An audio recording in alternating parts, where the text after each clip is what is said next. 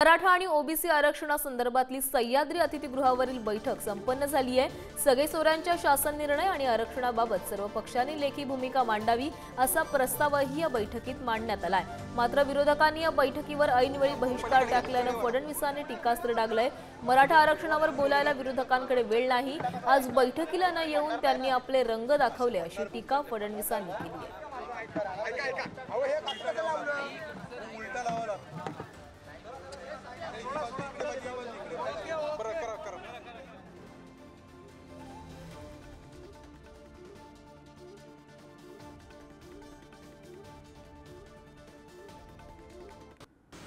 सन्मान्य बाळासाहेब आंबेडकरांनी ही सूचना मांडली आहे की सर्व विरोधी पक्षाच्या किंवा सर्व राजकीय पक्षाच्या, सत्तारूढ असो विरोधी असो, सर्वांना सरकारने या संदर्भात त्यांचं म्हणणं काय आहे हे लेखी मागावं आणि प्रत्येकाने आपली भूमिका स्पष्ट करावी, दुटप्पी भूमिका ठेवू नये अशा प्रकारचा प्रस्ताव मांडलेला आहे।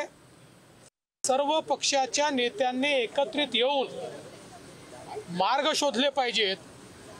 अशा प्रकारची एक परंपरा असताना केवळ राजकीय फायद्याकरता दोन्ही समाजामध्ये खोटं बोलायचं आणि आपली राजकीय पोळी भाजायची, अशा प्रकारच्या मानसिकतेतून विरोधी पक्षाने आज या बैठकीवर बहिष्कार घातला। याचा अर्थ त्यांच्याकरता कुठलाच समाज महत्त्वाचा नाही, त्यांच्याकरता सत्ता आणि निवडणुकाच महत्त्वाच्या आहेत।